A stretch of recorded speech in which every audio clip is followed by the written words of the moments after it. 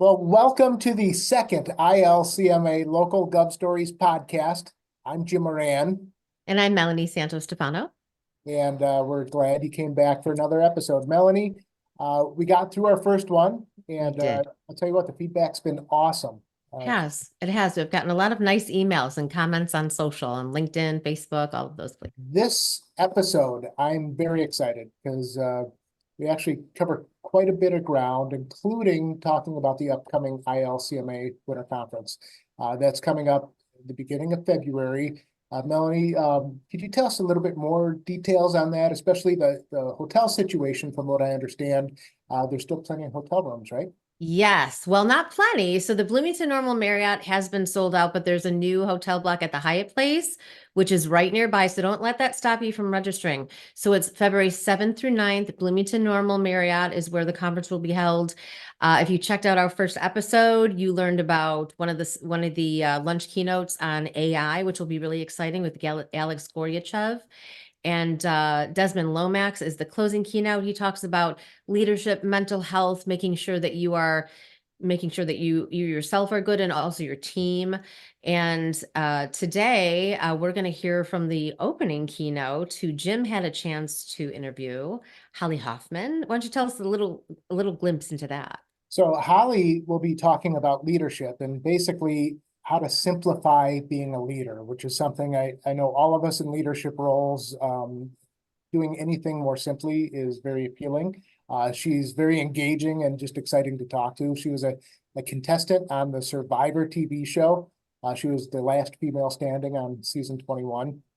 And she's just a ball of energy and a lot of fun and very insightful. So I'm Well, excited I to think see all next those Survivor contestants had to be a ball of energy to live on a desert island with nothing. I don't. They weren't they eating like bugs at some point? Yeah, not quite the TV show I would want to be on. So, Me neither. so before we get to Holly, Melanie, I wanted to ask you a question. We're both communications professionals in local government.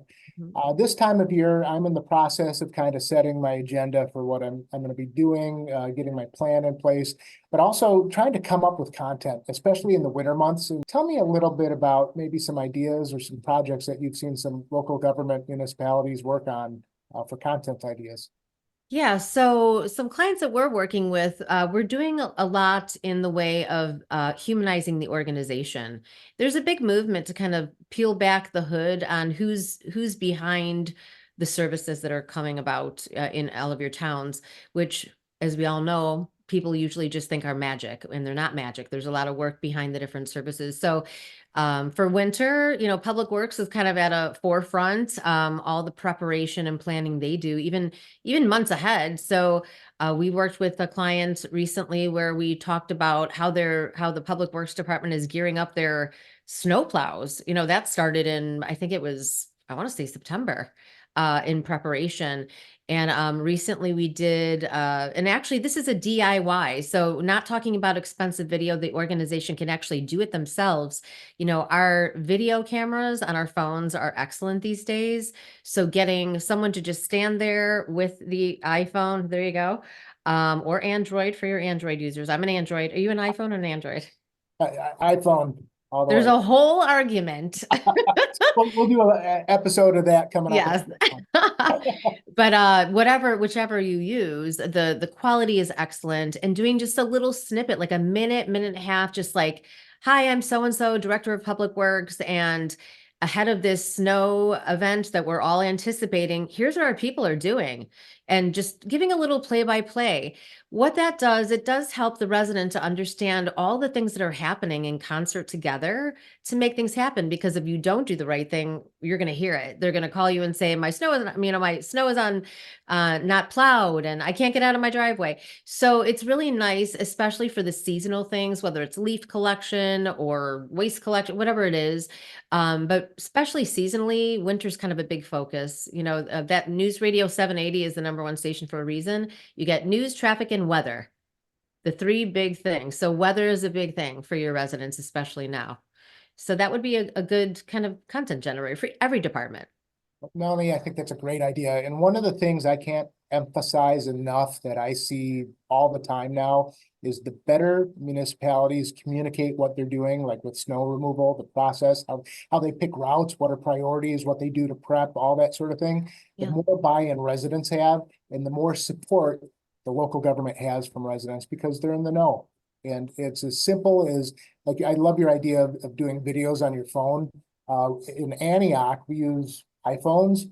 And I went out and spent a couple $100 on these wireless, I believe it's pronounced Rode, RODE microphones. Mm-hmm. Couple $100 for 2 lapel mics, so you can mic up 1 or 2 people that can talk, and so it just makes the sound quality a little bit better. But it is production quality videos. Like I said earlier, I'm a radio guy. I'm into audio. I know audio really well. This makes me look like I'm a video pro. I love the stuff, and it's really inexpensive, and you can create really good videos. Absolutely. And so, yes, and in addition to, helping people understand the service, they're also meeting the people. People generally want to know the people, right? Who's the police chief? Maybe they've never seen your police chief before. Or the poor, not poor, but the lady or gentleman who's at the counter accepting utility bill payments, even introducing that person. Here's Anne. When you want to pay your utility bill at Village Hall, she's going to be there to help you.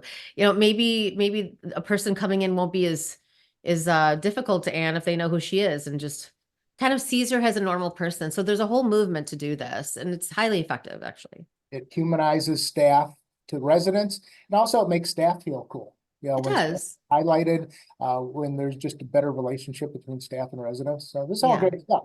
absolutely. So Yeah. maybe later on in the show, you had a conversation, right, with Oh, yes, Ben McCready.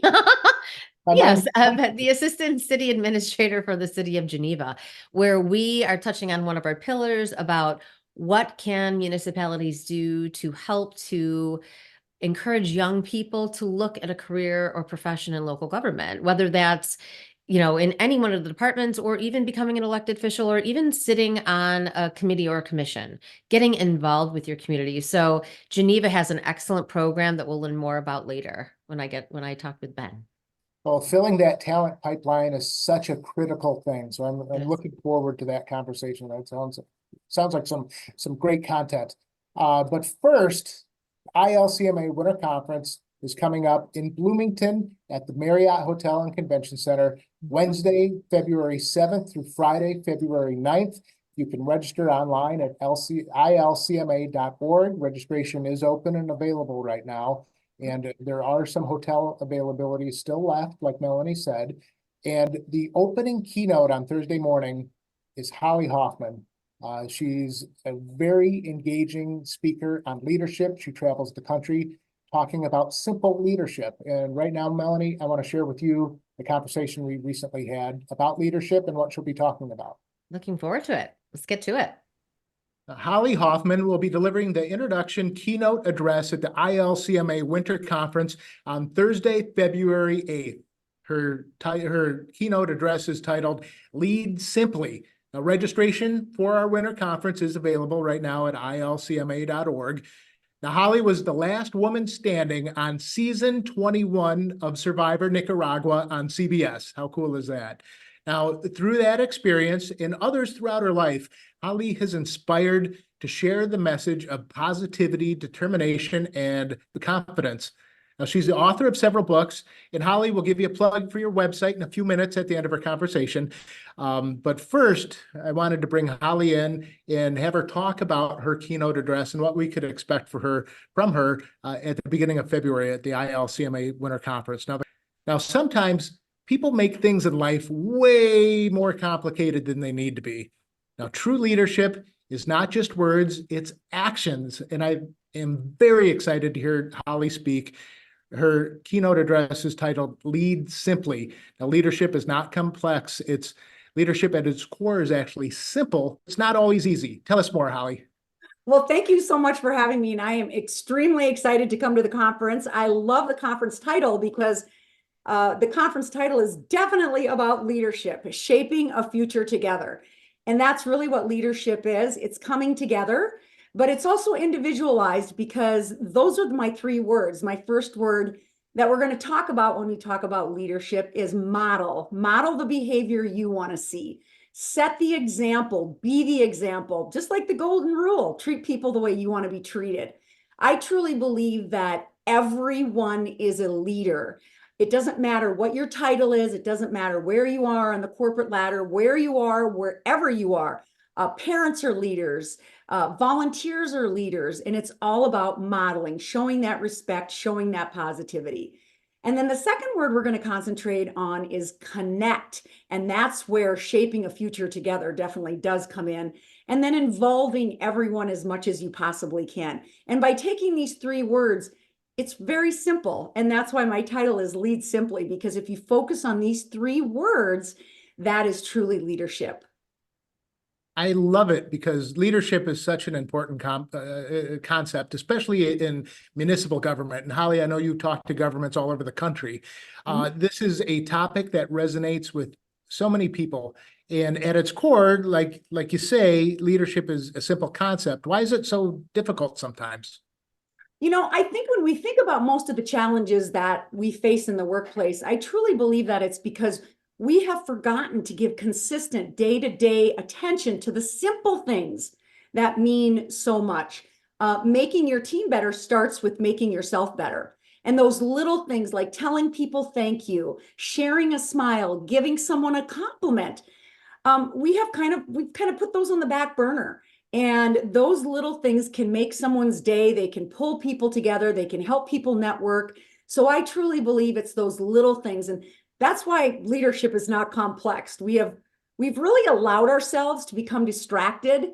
And when we throw all those big things away and come back to the simple things, it's amazing about how much progress we truly can make as a team. So one of the things you mentioned is leading where you're at. So you don't need to be the city administrator or sitting in City Hall to be a leader, right? Correct. I'm a true believer in that. Like I mentioned before, volunteers are leaders, parents are leaders.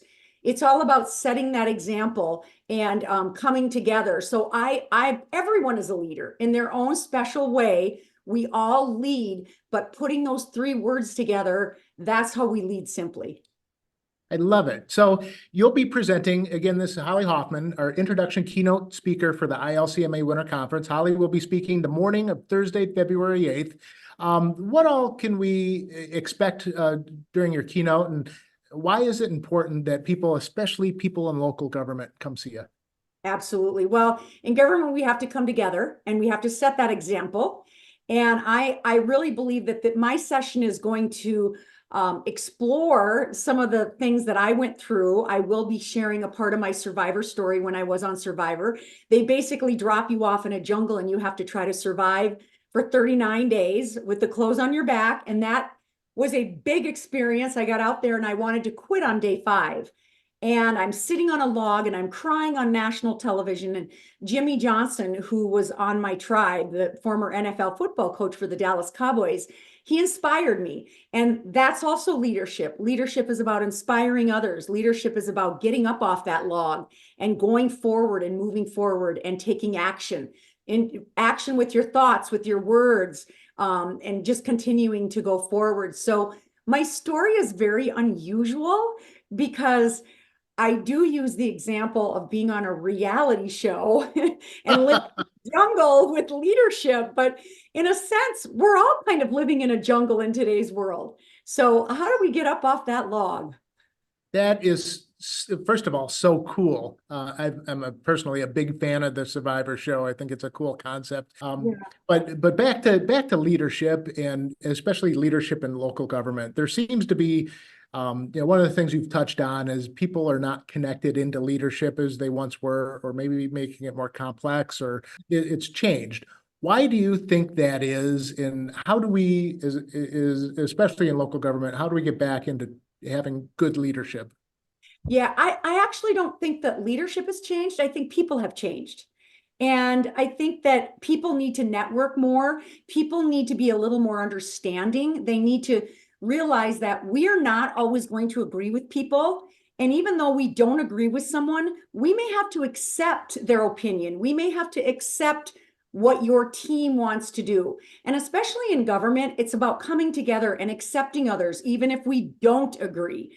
So I think we live in such a world today where everybody kind of has a tendency to think that, okay, my opinion is right, or we have to do it my way. And life is not always going to be that way. It's about adapting to the now. It's about accepting change. Well, I will also be talking about that, because change is hard, but comfort can be a trap. Because sometimes we say, well, this is the way we've been doing it for many, many years. But sometimes we have to take those opportunities and we have to step out of our comfort zone, because that's where we learn and that's where we grow. And that's what happened to me when I was on Survivor. I wanted to quit on day 5. And then I realized, wait a second, I signed up for this and it's too easy to just walk away from things and quit. And that's really what I need. I really want people to walk away with a sense of, you know what, maybe there are some things that I don't agree with, but I have to accept them to make our team better, to make our government better. And I really hope that's what resonates with the audience. Holly, you're the author of several books. I promised we'd give it a plug. How can people get your books and learn more about you? Yes, they can actually order my books off my website, hollyhoffman.com. You just click right on the link. You can get 1 book, 2 books. You can get all 3 of them. So yeah, just go right onto my website and they're right on my website. Excellent. Holly, thank you so much. Thank you so much for having me, and I can't wait to attend your conference. All right, well, we're back. That was a great interview, Jim. You know, Holly does bring up some really strong points. One, being able to adjust to change, right? Resilience, I know, is just one of those key traits that help to deal with the world. Things don't stay the same. And being open to kind of moving and shaking with the evolutions of life and work, it's a really good suggestion. So that's something to take away. Also communication, and obviously both of you and I are in communications, making sure that lines of communication are open between a leader and the people that they are leading. The culture is affected if it isn't that way, you know, the whole way that an organization can run. So those are excellent suggestions by Holly. I'm really looking forward to seeing her speak at the conference. Holly Hoffman, the opening keynote speaker Thursday morning at the ILCMA Winter Conference coming up soon.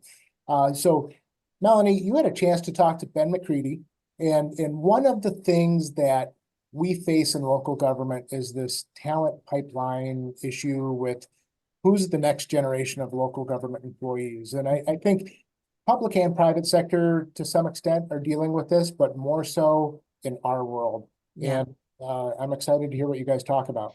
Yeah, well, you know, one thing to think about, it's like trying to make sure that the word government, local government, isn't tainted by the word government. Because I do think with our state situation, sometimes things are challenging there, as we all know.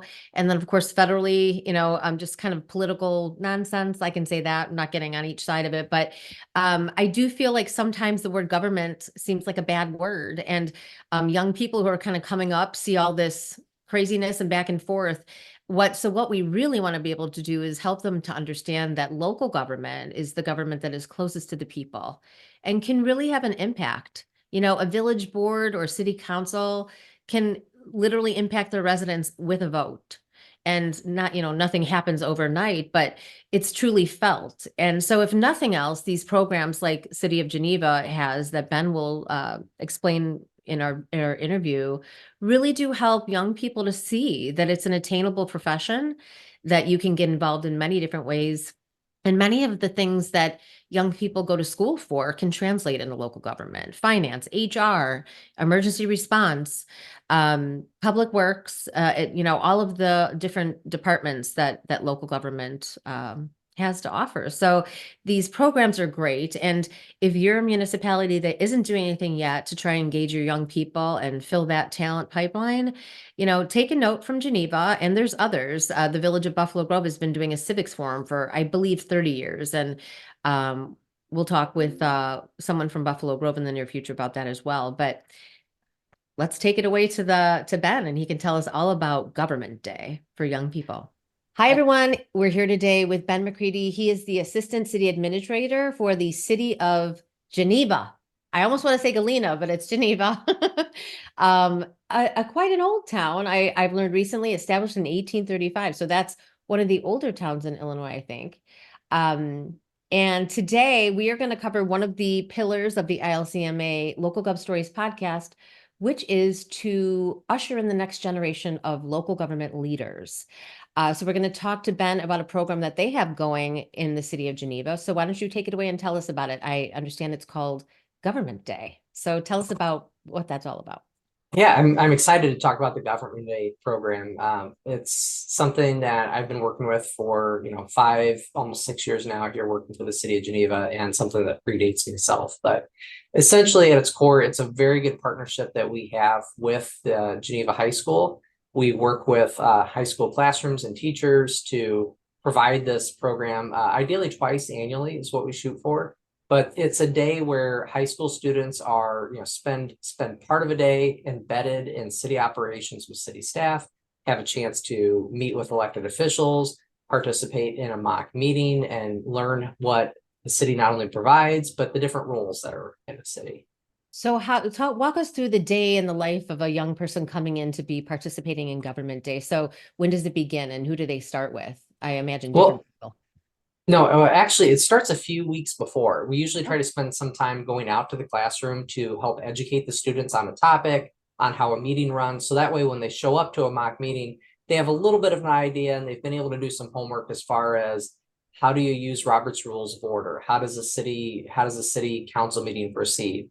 But also whatever topic we might be discussing in that mock meeting, we try and give them some information and work with their teachers so the students have a chance to think of questions, think about stances that residents or staff or a city council member may take on a topic.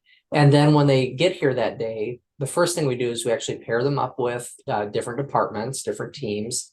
They go and they spend time in public works, police, fire, planning, economic development, HR, risk management, the real glamour departments here at the city. And once they spend some time with those departments, they get a chance to walk around, see and do things that staff would, and then they come back together at City Hall. And that's where they usually do a working lunch with senior staff, with city council, with volunteers from different boards and commissions.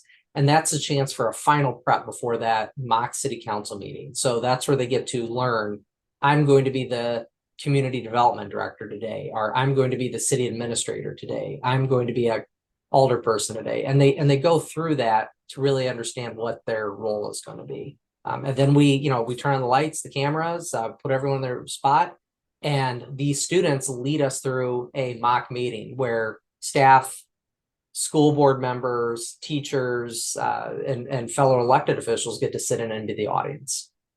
Do you get really good feedback and participation from organizations around town regarding this? In addition to the schools, are there any other ways that you get students, or is it really focused on how do you get the students from the schools? I should ask, actually. It really comes from the schools itself. So the partnership is between the city, us as a municipality, and our local school district, Geneva High School. So we've built some good relationships with the teachers who teach government classes over the years. And we really rely on them to help share this program, help generate excitement about the program. And we do, it is a partnership. We make time to go into the classroom to help answer student questions, but we really try and frame this as this is one of the most exciting things to do. It's this spring or this fall, and we're looking for students who are interested in attending. There's only limited spots. So there's, not everyone gets to do this. Mm-hmm. How many are there? How many students participate in this? Typically about 20 students come over with the teachers. And is it once a year, or do you do a couple of these? We strive to do this twice annually. Nice. In recent times, we've had some hiccups with that, whether it might be weather, might be school scheduling, or even national pandemic. But aside from that, we really try and operate this as a twice a year program. Now, what has the feedback been from these students? Great. The students every year, we end the day by taking some group pictures. The mayor hops on the school bus with them for some selfies and things like that before they depart. The students, we always get positive feedback from them. And, the teachers, as new teachers have come on and been part of the program and the department, they've liked it too, because we embed so much into the day. We start off with a history lesson about our building and about downtown Geneva, and everyone, no matter how many times we've participated in it, learns something new about our community. And then in addition to that, I would say the students, it's an advertisement for us too, because this is a one-day activity. We also invite the students to join our student government club, if you will, student government committee. That club meets on a monthly basis here at City Hall, and that's where students get to do more mock meetings. They get to go tour departments. So if they're hungry for more, we invite them to come back and spend some time learning more about the city or taking a deeper dive into different areas. So you're really inviting them to have a monthly presence with the city in order to kind of help them continue to learn about operations, services available, all of that. Absolutely. Absolutely. So have you had any success stories where a student has come back and now they're on your board or something like that? Yes. Well, it's funny you ask because we have had different levels of interest over the years. We have had students that have participated in Government Day and then joined the student government club that we have here. And then we've also had students who have been part of our student government committee, and then they have actually become a member of our SPAC. That's also the Strategic Plan Advisory Committee that serves a very important role at the city. It's not a junior membership. You don't sit at a kid's table, but we do have one student who sits as a full voting member on that. So we have had the student actually transition into being a SPAC member and then actually becoming a chairperson of the SPAC committee. So they've gone the full length there of what they could contribute as far as being part of that committee. That's fantastic to really invite contributions from young people. I think a lot of young people don't think they could take a part in city or village government. So not only is this opening the eyes to the operations, but also opening the doors to a possible future career even. Just giving them exposure with the different departments and kind of showing them it's not as far away as they might think. Absolutely. So part of what the day really is twofold. Part of what we're trying to do is enlighten them to municipal operations, the role of local government, what services we provide. And that does open the door to what does the mayor do? What does your city council do? There's always a group that's interested in that. Yeah. But on the flip side of that, we try and connect students to what are your interests? Are you interested in accounting? Do you like geography and the maps? Do you want to become a police investigator? Do you see yourself as being, a firefighter someday? So if there's an interest in any part of the city, we really try and connect that back to maybe other classes they're taking. So they see how to apply their accounting class, their chemistry class to what we do in our day-to-day operations of the city. That's great. I think a lot of municipalities may not be doing these up, but might be interested. And also it's super important because we know that we need to make sure that we are grooming these young people to fill these leadership positions because all of us won't be here someday. So we have to make sure that they have an understanding of the service behind local government and how there's so many opportunities, whether it's police, fire, public works, HR, finance, administration. So the opportunities are really vast. And if you're listening and you have a young person interested in local government, reach out to your village or city, wherever you live, to see how they can get involved. And if you are a municipal employee or staff member who's interested in starting this for your town, you can reach out to Ben because he can tell you more about Government Day. Do you want to provide your email? Yeah, you're welcome to share my email online, and then it's just bmccready@geneva.il.us. And then of course they can find it on the city's website. And I'll just add, I think we've built a really good playbook for this program over the years. So happy to share templates or anything like that. One other thing I want to share too is, as we tell the students, and it's, you think about them being young and energetic, but we remind them soon you're probably going to go off to something bigger and better. And wherever you land, if you understand how the city works, how to sign up for things, how your utilities work, you're going to be steps ahead of everyone else, so learn how these things work, learn how to navigate these things, because it'll just make you more informed and better able to handle what comes next. Absolutely. Well, thank you so much for telling us about Government Day in the City of Geneva. Sounds like a wonderful program, inviting young people to really get the bird's eye view into all the services that are going on behind the scenes that most people don't necessarily understand. So thanks for being with us today. Appreciate it. Thank you. Thank you. Well, Melanie, that was an outstanding conversation with Ben. Ben, thank you for being on the podcast this week. It was very engaging, and I just got to say, being able to connect with the next generation of people coming into municipal government, more and more, I see the value of that. And I think back to when I was first starting off in local government, like I was a high school local government geek. I caught the bug early, and even though I didn't go right into work in local government after college, I eventually, well, I'm here now, and I'm very excited to have had the opportunities I had when I was younger. So this is a great example of being able to open up local government for younger people. And Yeah, well, look, it planted the seed in you, right? It gave you an interest at the beginning, and look where you are now. So right there, that's a great example. And maybe they won't go into it right away, but the goal is to just enlighten people about what's going on with this profession. That's one of the pillars, obviously, making sure we're tapping on those opportunities to engage the youth of our today. But also another thing is professional development. And obviously the conference does that with all the sessions and the amazing keynotes that now we've shown to everybody. And something else that's coming up, though, in addition to conference, which will remind you of the dates in a moment, on February 15th at Elk Grove Village Hall, there's a FOIA workshop. And I know that that's not one of the most, riveting topics, but it's highly important. 9:30 to 11:30. If you want to go to ILCMA.org and click on events, that's actually being hosted by IAMA, who produces a lot of different events for ILCMA members to enjoy. So check that out. And then a final reminder, we're not trying to bang you over the head on it, but conference, it's time to register for conference, right? ILCMA.org/conferences. As we mentioned earlier, hotels are still available. Yep. And registration is too. So book your hotel, book your registration, and come and spend some time with your colleagues. And look for us, Melanie, you and I will both be at conference, right? We will. I am excited about it. Love conference. What'd you say? I assume you'll be there. Yes, I am planning on being at conference, all registered and ready to go. I got in early on the hotel. Excellent. Well, I'll be at the other hotel. I'm a late bloomer sometimes when it comes to registering for stuff, but That's all right. As long as you're there. As long as you're there. So ILCMA.org, the place to register for the upcoming winter conference, like Melanie said, the February 7th through the 9th. It's going to be exciting, and we hope to see you there. So, all right.